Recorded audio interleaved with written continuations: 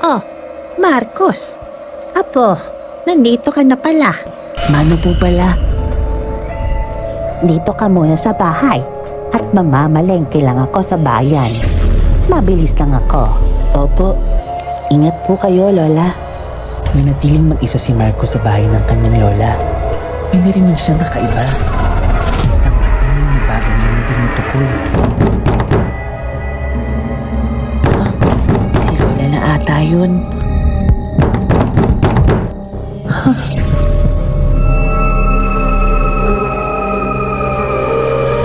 Hindi maganda ang pakiramdam niya sa matandang babae.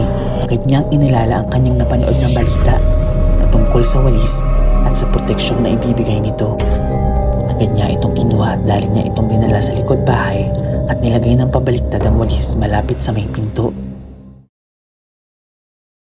Sa panahon ng teknolohiya, sa panahon ng makabagong mundo, naniniwala ka pa ba sa mga kwento ng elemento?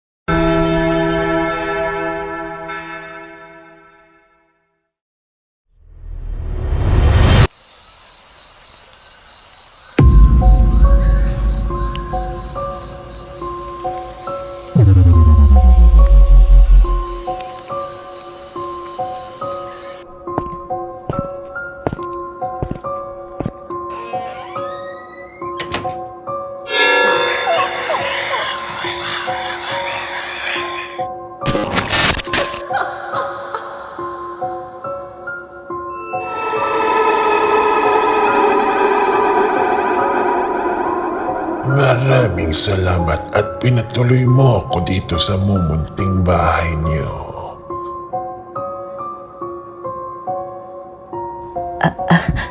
Wala pong anuman. Maupo muna po kayo. Nanatili ng ilang oras ang misteryosong matandang babae na nakaupo lamang sa may salas. Laking pagtataka ni Marcos kung bakit tila walang pagkilos na umalis ang matanda. Misteryoso ang mga galaw nito na tila tuliro at hindi mapakali. Mawalang galang na po, pero hindi po kayo pwedeng magtagal dito sa loob. Papagalitan po kasi ako ng lola ko. Huwag kang mag-alala, iho. Paalis na rin naman ako. Lubos kong ikinagagalak ang pagpapatuloy mo dito sa akin.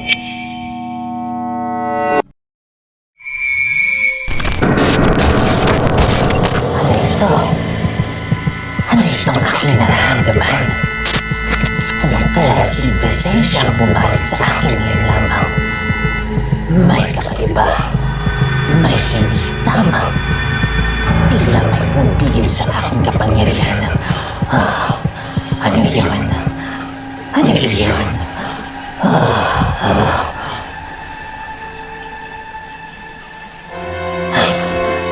Iho, alis na ako. Kailangan ko na umalis. Alis na ako. Alis na ako. Alis na ako. Kailangan ko na umalis. Kailangan ko na umalis. Alis na ako. Iho, ialis na ako, iho. Kailangan ko na umalis dito sa bahay na to. Iho, alis na ako, iho. Alis na ako. Lubos na pagtataka ni Marcos na makailang ulit nang nababanggit ng matandang babae na aalis na ito. Ngunit sa hindi malaman na kadahilanan, paulit-ulit lang ang pagbigkas ng matanda na aalis na daw siya. Pero hindi pa rin matuloy-tuloy ang paglisan nito sa bahay. Nangangamba at natatakot na si Marcos sa ikinikilos ng matandang babae dahil hindi na ito mapakali at tila naiiba na rin ang tono ng pananalita nito. Lubos na nababahala si Marcos sa matanda at patuloy ang kanyang pagtataka sa mga pangyayari. Lumakas din ang kutob ni Marcos na baka totoo ang kanyang hinala na hindi ito ordinaryong matandang babae lamang at kaya hindi ito makaalis sa bahay dahil sa walis na kanyang inilagay ng pabaliktad sa may pinto. Lubos na ang nadaramang takot ni Marcos kaya napag-isipan niyang tanggalin at ibalik na sa ayos ang walis upang sa ganun ay makaalis na ang misteryosong matandang babae sa loob ng bahay. Pagkatapos maibalik ni Marcos sa ayos ang walis, agad na tumahimik ang paligid. At nakiramdam si Marcos kung ano ang lagay ng matanda. At sa pagpasok ng bahay ni Marcos, laking gulat niya na parang isang bula na biglang nawala ang misteryosong matanda. Mabuting napagpasya ni Marcos na alisin at ibalik na sa pagkakaayos ng nakabaliktad na walis sa may pinto. Dahil kung hindi niya ito agad inalis, maaaring nagtagal pa ang misteryosong matanda sa loob ng bahay. At baka hindi na salitang pamamaalam ang marinig ni Marcos na binabanggit ng matanda, kundi ang nakakakilabot na huni at tunog ng isang aswang. Asnagot! Asnagot!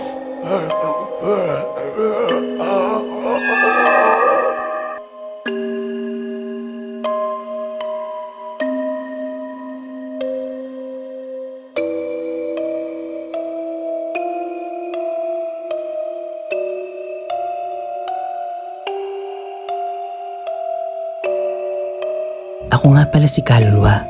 Palagi niyong tatandaan, kapag may kumatok sa inyong mga pintuan na hindi niyo kilala, wag niyong pagbubuksan. Sa susunod ulit, paalam.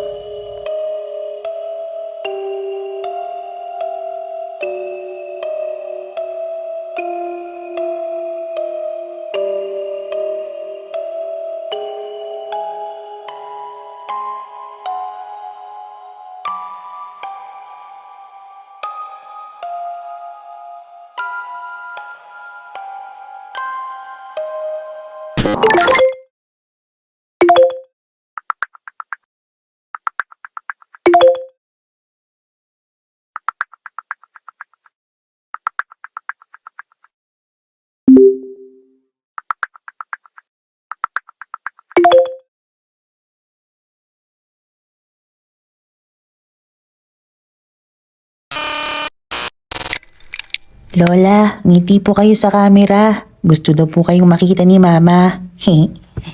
Ayan. Ayan po, okay na po.